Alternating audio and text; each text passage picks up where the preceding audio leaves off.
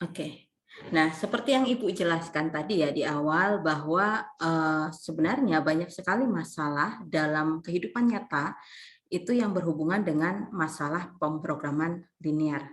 Nah, masalah pemrograman linear ini itu terkait dengan prinsip optimalisasi, di mana optimalisasi di sini ini terkait dengan bagaimana cara kita untuk menggunakan sumber daya yang terbatas, entah itu waktu, tenaga, atau biaya, untuk mengoptimalkan hasilnya. Nah, mengoptimalkan hasil di sini itu bisa berupa meminimumkan biaya atau sesuatu yang dikeluarkan atau memaksimumkan keuntungan atau sesuatu yang diperoleh gitu. Nah, untuk menyelesaikan masalah dalam kehidupan nyata ini, nah masalah tersebut itu harus kita model, harus kita bawa dulu ke dalam model matematika. Nah, model matematika ini ada banyak sekali. Ada program linier, ada program non-linier, ada program kuadratik, ada program dinamis, ada model jaringan, ada model transportasi, dan lain-lain gitu ya. Banyak sekali. Nah, pada materi perkuliahan ini, kita akan membahas model matematika untuk masalah-masalah pada kasus linear. Nah, oleh karena itu berarti model matematika yang kita gunakan itu adalah pemrograman linier atau program linier biasa dikatakan ya.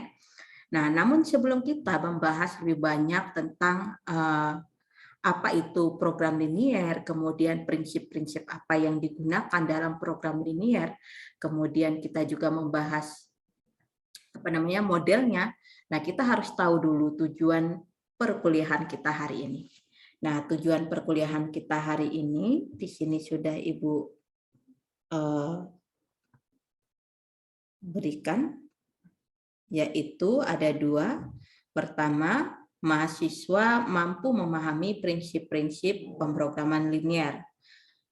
Maksudnya di sini asumsi-asumsi yang digunakan dalam membuat masalah program linier. Yang kedua, yaitu mahasiswa mampu menyusun model matematika dari suatu masalah program linier. Nah, jadi nanti diharapkan setelah pertemuan yang kedua ini, kalian mengetahui dan memahami apa saja sih asumsi-asumsi yang digunakan dalam program linier, dan kalian juga mampu untuk menyusun model matematika dari suatu masalah program linier. Nanti jika waktunya sempat, kita akan mencoba untuk menyelesaikan masalah pemrograman linier dengan menggunakan metode grafik, gitu ya. Nah, oke. Nah, sebelum kita mengetahui apa saja asumsi-asumsi yang digunakan dalam pemrograman linier, tentu kita harus mengetahui apa sih definisi dari pemrograman linier itu sendiri. Nah, di sini dikatakan bahwa pemrograman linier atau program linier itu didefinisikan sebagai teknik pemodelan matematika yang banyak digunakan untuk membantu pengambilan keputusan. Jadi di sini tujuannya itu adalah membantu pengambilan keputusan. Oleh karena itu nanti akan ada yang dinamakan dengan variabel keputusan. Nah, pengambilan keputusan ini dilakukan dalam mengalokasikan sumber daya yang terbatas atau sumber daya yang langka. Nah, sumber daya yang terbatas itu akan dialokasikan ke beberapa aktivitas yang bersaing.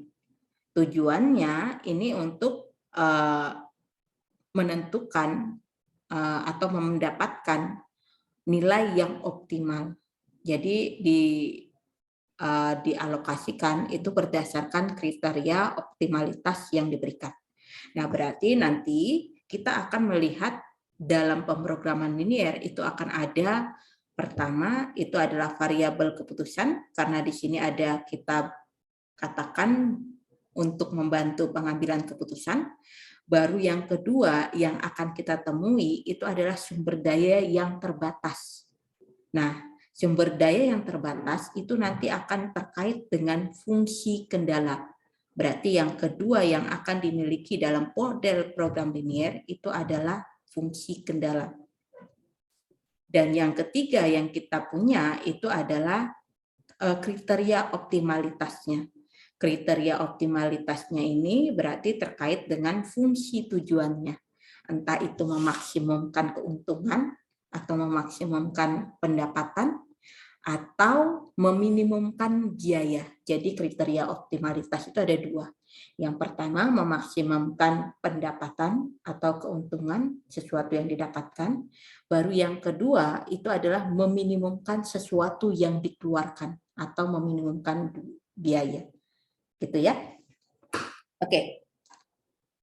Nah, terkait dengan struktur umum dari model program linier, sebenarnya sudah Ibu bahas secara tidak langsung di sini.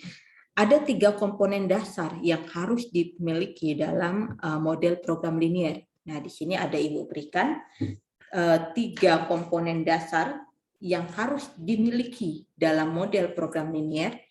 Yang pertama itu adalah variabel keputusan, seperti yang Ibu katakan tadi. Nah, di mana variabel keputusan di sini adalah variabel yang dapat menentukan keputusan yang akan dibuat dalam pencapaian solusi optimal. Nah, variabel keputusan di sini itu dilambangkan dengan ini, X1, X2, Xn. Bu, kalau kami mau pakai X dengan Y, boleh tidak? Boleh kalau misalnya hanya 2 variabel keputusan, tetapi terkadang masalah di kehidupan nyata itu tidak hanya 2 variabel gitu, kadang bisa lebih. Oleh karena itu kita sering kali menggunakannya pakai X1, X2, Xn, dan seterusnya sampai Xn. Nah, itu komponen pertama yang harus dimiliki dalam model program linier. Nah, komponen yang kedua yang harus dimiliki yaitu terkait dengan fungsi tujuan.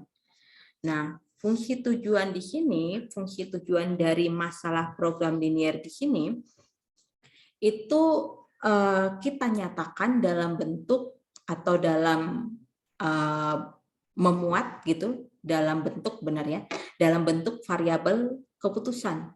Nah, tujuannya di sini adalah untuk mengoptimalkan atau memaksimumkan atau meminimalkan. Nah, di sini dikatakan dalam bentuk umumnya fungsi tujuan direpresentasikan sebagai berikut. Nah, jadi fungsi tujuan itu direpresentasikan optimalkan, maksimumkan atau minimumkan. Z sama dengan C1 dikali X1 ditambah C2 dikali X2 ditambah dan seterusnya Cn dikali Xn. Nah, Z di sini ini biasa juga ditulis dalam bentuk fungsi di X1, X2, dan seterusnya sampai Xn. Biasa juga dinyatakan dalam bentuk seperti itu ya. Nah, di mana Z di sini itu adalah variabel ukuran kinerja yang mana merupakan fungsi dari X1, X2 hingga Xn seperti yang Ibu katakan tadi. Dalam artian Z di sini itu adalah fungsi yang akan kalian optimalkan. Fungsi yang akan kalian maksimumkan jika dia keuntungan atau fungsi yang akan kalian minimumkan jika dia biaya. Nah, kemudian selain Z, di sini juga kalian ada melihat C1, C2, hingga Cn. Nah, C1, C2, hingga Cn di sini itu adalah parameter-parameter yang mewakili kontribusi unit dari masing-masing variabel X1, X2, hingga Xn ke ukuran kinerjanya. Jadi kalau misalnya masalahnya fungsi tujuannya biasanya adalah memaksimumkan gitu ya, maka berarti C1 itu berarti adalah keuntungan. Keuntungan pada variabel atau produk yang pertama. Bisa berarti seperti itu. Nah, jika misalnya masalahnya meminimumkan. Nah, jika masalahnya meminimumkan, berarti C1-nya itu adalah biaya yang dikeluarkan untuk membuat produk satu atau variabel satu gitu ya.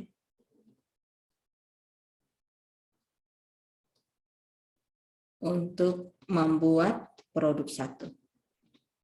Jadi tergantung dari fungsi tujuannya. Kalau fungsi tujuan berarti C1-nya ini keuntungan, C1, C2 hingga Cn-nya berupa keuntungan. Nah, kalau misalnya dia berupa kasusnya adalah meminimumkan, berarti C1, C2, Cn-nya di sini itu berupa biaya.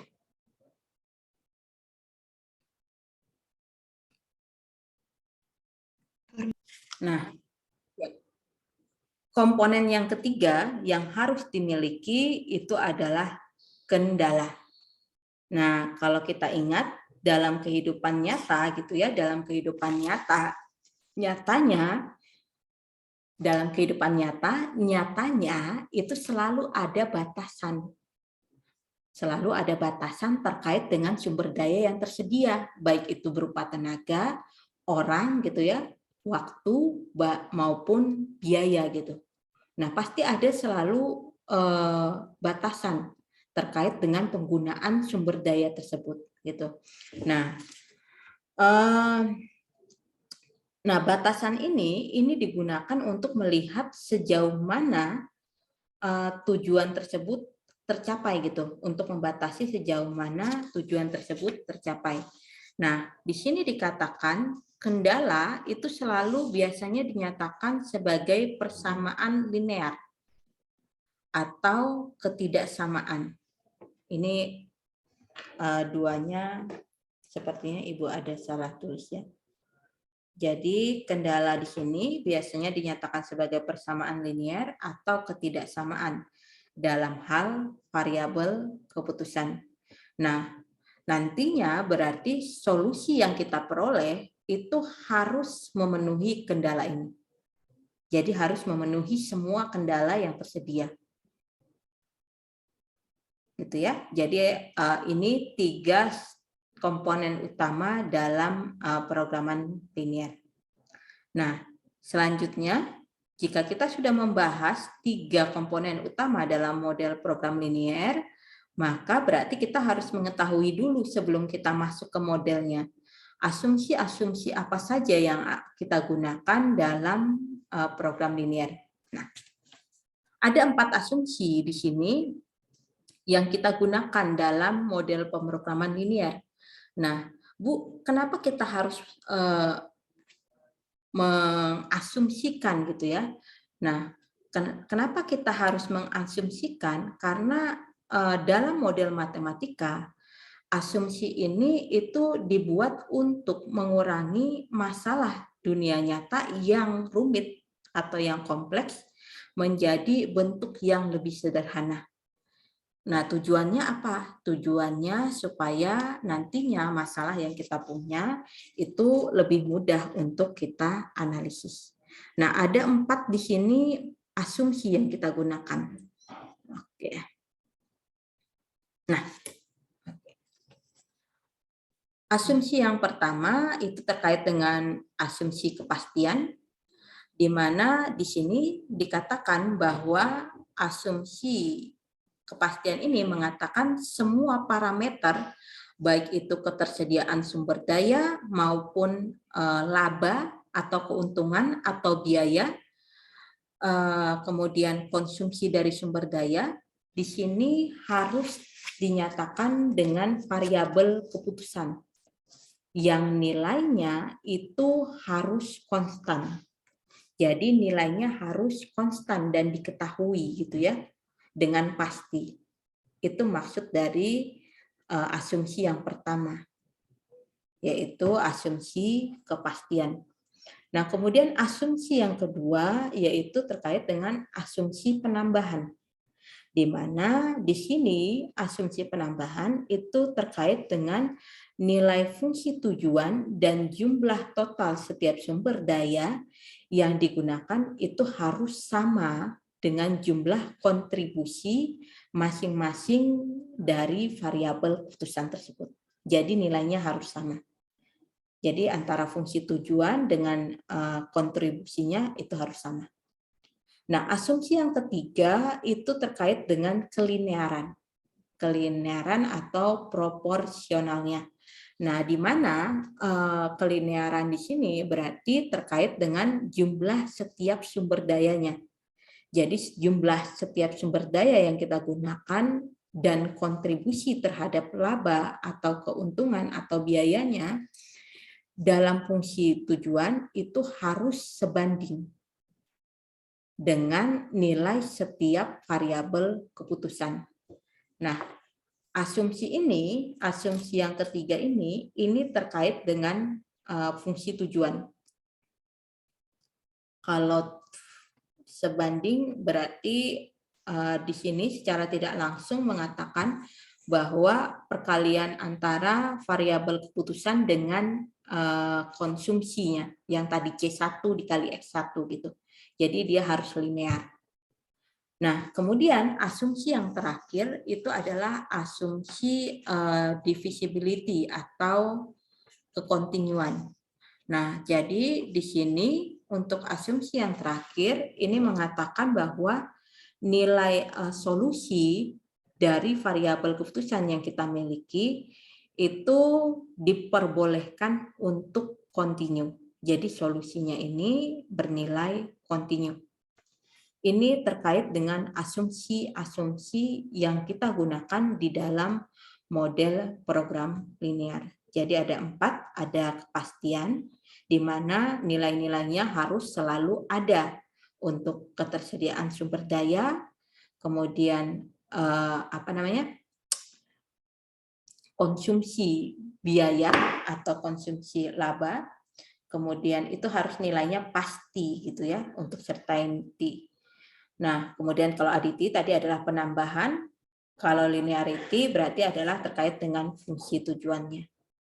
Nah, ini asumsi-asumsi yang kita gunakan di dalam model program linear. Nah, kemudian baru kita masuk ke dalam formulasi masalah program linear. Nah, seperti yang Ibu katakan tadi, ada berapa komponen dalam model program linear? 3, Bu. 3, apa saja? Variabel keputusan, fungsi tujuan, dan kendala. Iya, variabel keputusan, fungsi tujuan, dan fungsi kendala. Nah, berarti nanti dalam formulasi masalah program linear, berarti akan ada memuat 3 juga. Ada variabel keputusan, baru ada fungsi tujuan, dan ada fungsi kendala. Di mana variabel keputusannya itu biasanya dinyatakan dengan X1, X2, hingga Xn. Nah, di sini Ibu berikan model program linear dengan variabel keputusan, ini kurang, dengan N variabel keputusan. Jadi model program linear dengan N variabel keputusan dan M kendala, berarti ada sebanyak M kendala terkait dengan sumber daya.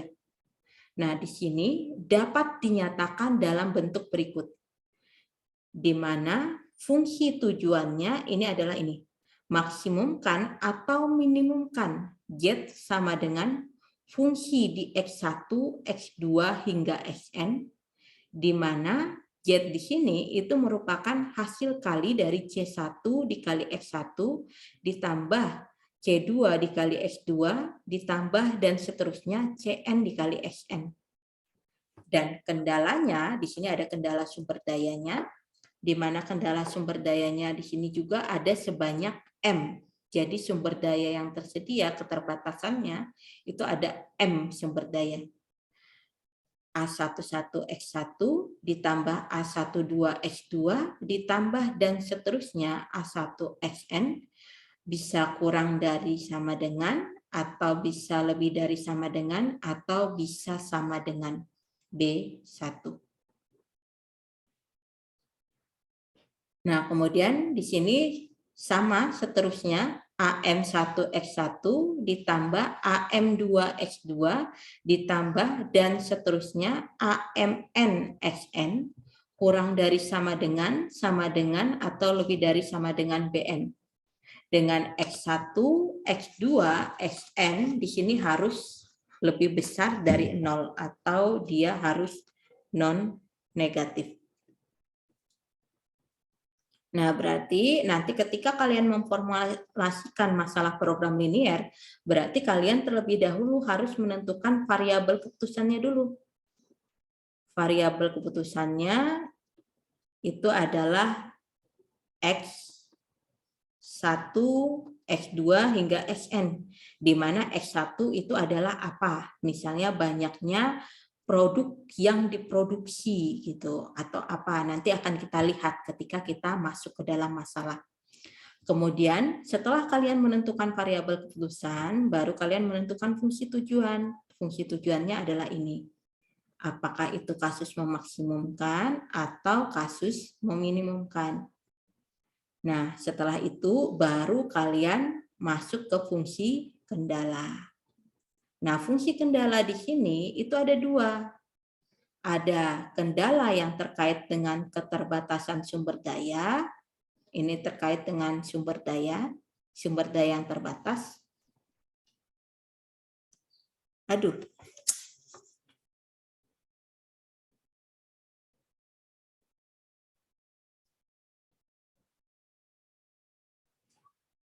Oke. Sebentar. Ibu stop share dulu.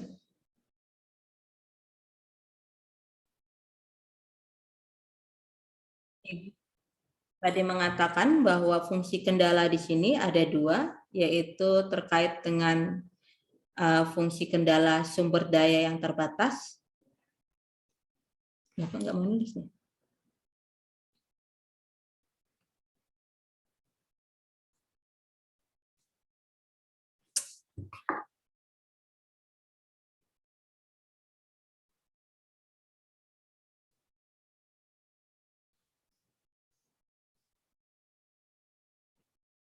Jadi ini kendala yang kedua, kendala jenis kedua, yaitu yang mengatakan bahwa kendala variabel keputusan yang nanti kita peroleh itu harus merupakan bilangan non negatif. Nah, ini untuk program linear yang umum. Nanti ketika kita membahas masalah program linear bilangan bulat gitu, maka berarti akan ada tambahan lagi di sini bahwa variabel keputusannya harus bilangan bulat. Tetapi kalau kita masih bicara kasus yang umum, dia hanya mengatakan bahwa X1, X2, Xn-nya itu harus non-negatif. Oleh karena itu, ini kita sebut sebagai kendala non-negatif. Gitu ya. Jadi ada dua kendala, kendala sumber daya dan kendala non-negatif. Ya, ini sudah Ibu jelaskan. Oke, nah terkait dengan C1, C2, Cn itu apa Bu? Nah C1, C2, Cn itu adalah yang tadi Ibu katakan, yaitu koefisien yang mewakili keuntungan atau biaya per unit untuk variabel keputusan ke J pada fungsi objektif ini. Jadi kalau C1 itu berarti adalah keuntungan atau biaya per unit untuk variabel keputusan ke-1 pada fungsi tujuan. Kalau C2 berarti adalah koefisien yang mewakili biaya per unit untuk variabel keputusan kedua dan seterusnya gitu. Itu C, J. Nah, sedangkan A11, A12, A1N dan seterusnya AMN itu apa, Bu? Nah, A11 itu berarti konsumsi sumber daya ke-1 untuk produk yang ke-1. Berarti kalau A12 berarti adalah konsumsi untuk sumber daya yang pertama, ini sumber daya yang pertama nih. pada produk atau variabel kedua. Bu, kalau AMN berarti apa? AMN berarti adalah konsumsi sumber daya ke M untuk produk yang ke N. Gitu. Jadi ibarat kata nih, kalau misalnya kita mau membuat kue bolu dengan kue apa namanya? Satu lagi. Kue bolu dengan kue brownies misalnya, sama-sama bolu sebenarnya. Kue bolu A itu memerlukan tepung 100, kue bolu B memerlukan tepung 200. Sedangkan tepung yang tersedia itu adalah 1 kilo. Nah, 100 gram dan 200 gram itu adalah A11 dan A12. Sedangkan 1 kilonya itu adalah sumber daya yang tersedia. Gitu ya. Berarti di sini yang 1000-nya. 1000 gramnya. Yang ini 100, yang ini 200. Nah, nanti akan kita bahas bagaimana cara membuatnya. Oke. Kemudian B1-nya apa berarti, Bu? Nah, B1-nya kalau yang kalian pahami tadi yang 1000 berarti itu adalah total ketersediaan dari sumber daya yang ada. Gitu ya. Nah, terkait ini dulu, sampai sini dulu. Ada yang ingin ditanyakan sebelum kita masuk ke dalam contoh?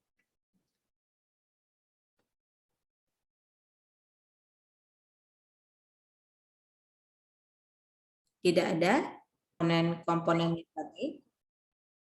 Sesuai dengan komponen-komponennya tadi, berarti langkah-langkah atau pedoman kalian untuk merumuskan model pemrograman linier itu adalah sebagai berikut.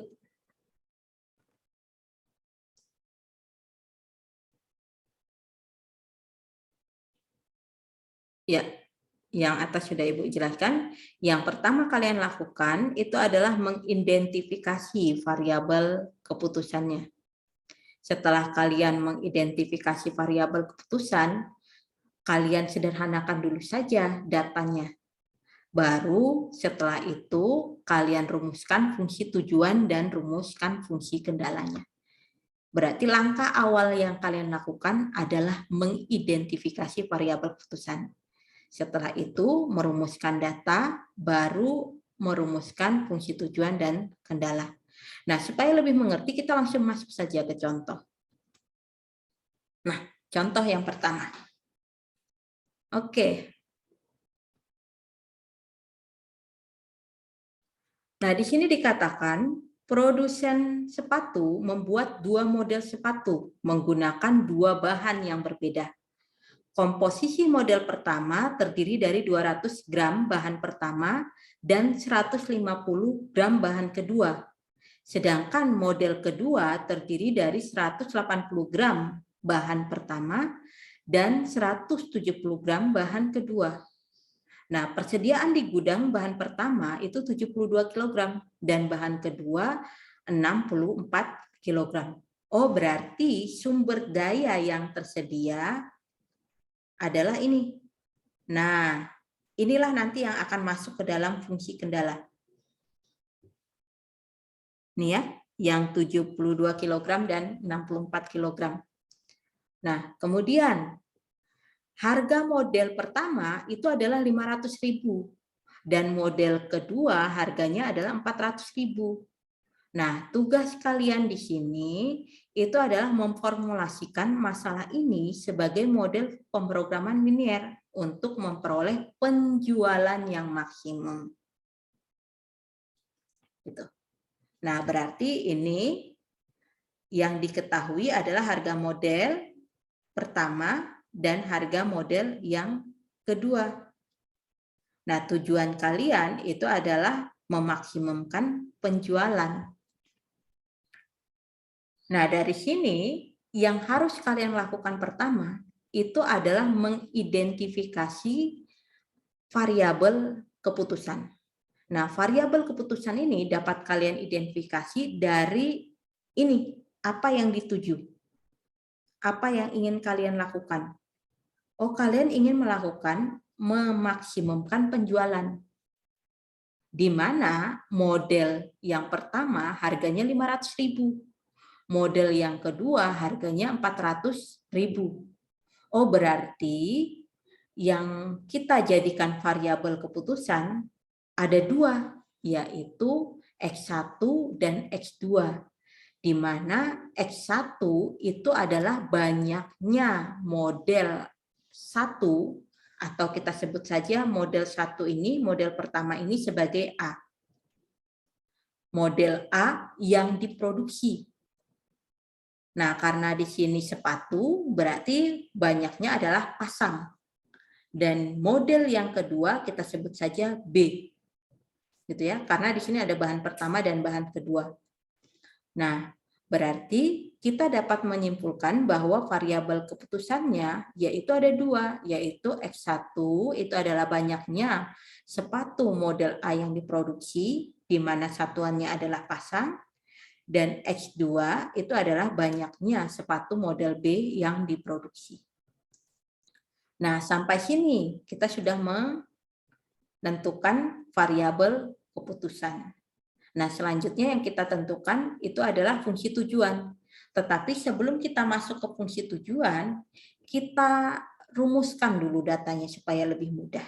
Gitu ya. Rumuskan datanya supaya lebih mudah. Nah, kita lihat di sini kendalanya ada dua, yaitu kendala bahan pertama dan kendala bahan kedua. Berarti untuk sumber daya yang terbatasnya itu adalah bahan pertama dan bahan kedua. Sedangkan produk yang diproduksinya itu adalah model A dan model B. Nah, oleh karena itu kita buatlah tabel seperti ini. Nah, di sini itu terkait dengan kendalanya. Kendalanya tadi adalah bahan pertama dan bahan kedua. Sedangkan produknya tadi adalah model sepatu A dan model sepatu B. Nah, kita tahu di sini, kita lihat ya, bahwa komposisi model pertama, yaitu model A, itu terdiri dari 200 gram bahan pertama dan 150 gram bahan yang kedua. Sedangkan komposisi model yang kedua kita katakan sebagai model B. Itu adalah 180 gram bahan pertama dan 170 gram bahan kedua. Nah, ternyata bahan yang tersedia di gudang untuk bahan yang pertama itu 72 kg. Tapi ingat ini dalam kilo, sedangkan satuannya dalam gram gitu. Kita ingat tadi bahwa harus sama kan satuannya, berarti di sini kita jadikan ke gram juga, menjadi 72.000 gram. Dan bahan yang kedua itu adalah 64 kg. Nah, kita ubah juga ke gram, berarti 64.000. Nah, kemudian diketahui harga dari model A itu adalah 500.000. Harga dari model B itu adalah 400.000. Nah, dari sini kita dapat menyimpulkan, oh karena tadi kita diminta untuk memaksimumkan fungsi penjualan, berarti tinggal kita buat saja gitu. Fungsi tujuannya itu adalah kita akan memaksimumkan ini nih. Berarti karena tadi X1 adalah banyaknya sepatu model A dan X2 adalah sepatu model B, berarti Z-nya itu, fungsi tujuannya itu adalah 500.000 dikali X1 ditambah 400.000 dikali X2. Jadi harga untuk sepatu model pertama dikali banyaknya sepatu model pertama ditambah harga untuk sepatu model banyaknya sepatu kedua. Nah, terkait fungsi kendalanya bagaimana, Bu? Nah, fungsi kendalanya berarti terkait dengan sumber daya yang tersedia tadi. Berarti ada dua nanti sumber daya yang kendala kita miliki, yaitu Karena A tadi adalah banyaknya model A, berarti di sini bisa kita tulis 200X1 kita tambah dengan 180X2, karena jumlah bahan yang tersedia itu 72 kg, berarti di sini harus kurang dari, kalau lebih kan tidak ada lagi sumber dayanya nanti, berarti kurang dari sama dengan 72.000. Nah, kemudian untuk bahan yang kedua ternyata hanya tersedia 64 kg. Berarti di sini kita buat menjadi sebentar, ini tertutup ya. 150X1 ditambah 170X2 kurang dari 64.000 gram. Nah, kita lihat di sini, kita ingat kita sudah membuat nih fungsi tujuan dan fungsi kendalanya. Fungsi tujuannya adalah ini dan fungsi kendalanya adalah ini. Oh, ada satu lagi yang belum, yaitu fungsi kendala non negatif, yaitu adalah ini. X1 lebih besar dari 0 dan X2 lebih besar sama dengan 0.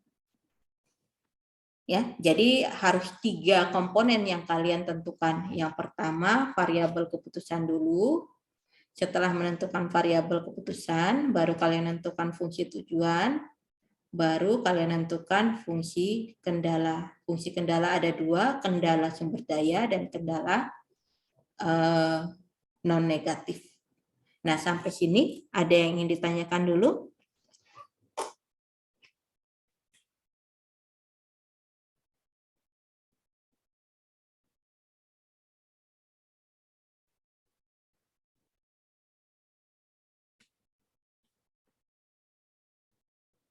Oke, contoh yang kedua di sini diberikan suatu perusahaan memproduksi 3 barang, yaitu barang 1, 2, dan 3.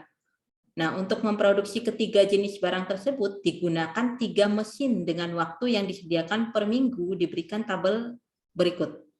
Nah, ingat, ini sudah ada ketersediaan sumber daya yang terbatas. Berarti nanti kendalanya itu ada 3.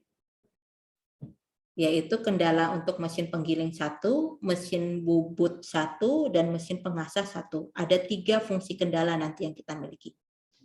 Kalau yang tadi kan hanya 2 ya.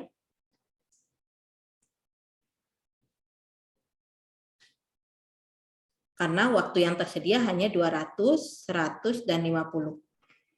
Nah, kemudian jumlah jam mesin yang dibutuhkan untuk tiap-tiap unit dari masing-masing barang diberikan pada tabel berikut, di mana untuk barang 1 dia memerlukan 8 menit per unit untuk mesin penggiling 4 menit per unit untuk mesin bubut, dan 2 jam ya itu ya, salah Ibu, 2 jam per unit untuk mesin pengasah. Nah, untuk barang 2 itu memerlukan waktu 2 jam untuk mesin penggiling, 3 jam untuk mesin bubut. Ternyata barang kedua itu tidak memerlukan mesin pengasah. Untuk barang ketiga, di sini memerlukan waktu 3 jam untuk mesin penggiling dan 1 jam untuk mesin pengasah. Dia tidak memerlukan mesin bubut.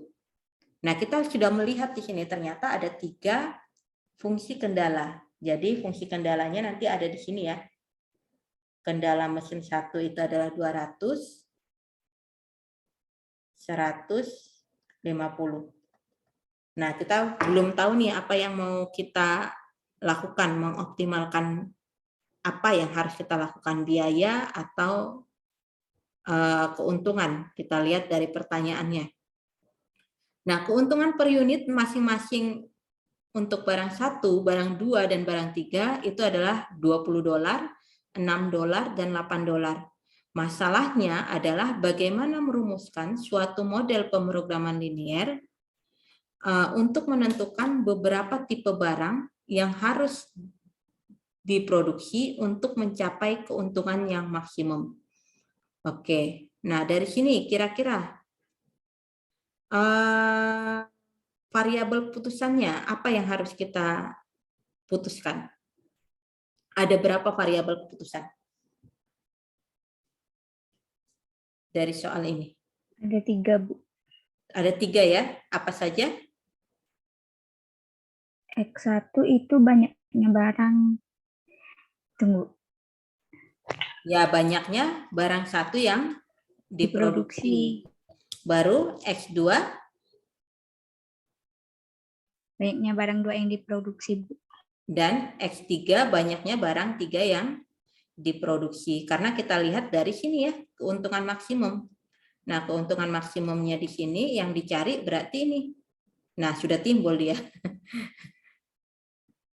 Keuntungannya adalah ini, $20, $6, dan $8. Nah, berarti variabel keputusannya ada 3. Nah, kemudian kita sederhanakan. Sebenarnya sudah sederhana sih tadi datanya ya. Tinggal kita tambahkan aja seperti ini. Nah, di sini langsung kelihatan nih fungsi kendalanya yang mana, fungsi tujuannya yang mana. Fungsi tujuannya yang di bawah, yang ini, ya kan? 20x1 ditambah 6, panjang, sorry. Ada masalah dengan coretan Ibu. 20x1 ditambah 6x2 ditambah 8x3. Itu fungsi tujuannya. Nah, fungsi kendalanya berarti adalah 3 kendala ini terkait dengan sumber daya yang tersedia tadi. Berarti 8x1 ditambah 2x2 ditambah 3x3 kurang dari sama dengan 200. Baru 4x1 ditambah 3x2 kurang dari sama dengan 100. Dan yang terakhir 2x1 ditambah 1x3 kurang dari sama dengan 50. Nah, benar? Dan jangan lupa untuk kendala non negatifnya, yaitu x1, x2, x3 itu harus non negatif. Oke, sampai sini ada yang ingin ditanyakan dulu?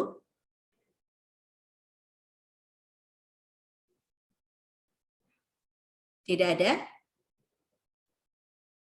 Oke, kalau tidak ada coba kalian buat model masalah dari contoh yang ketiga. Sudah terlihat sih langsung itu ada berapa sumber daya, kendala.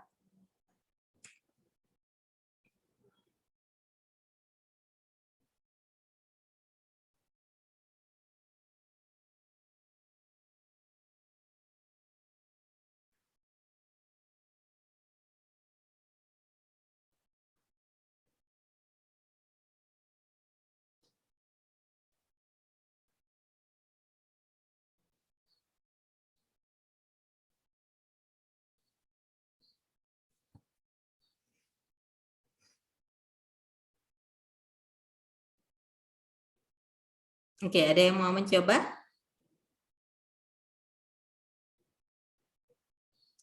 Ada berapa variabel keputusan di situ?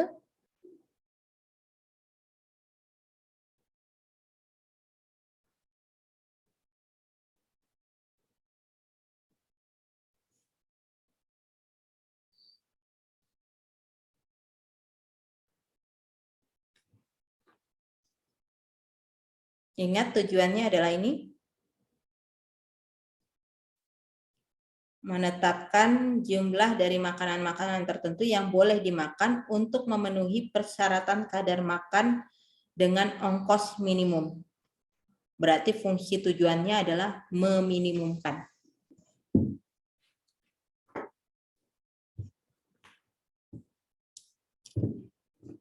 Oke, yang sudah membuat modelnya mungkin bisa dibagikan ke grup WA biar Ibu lihat.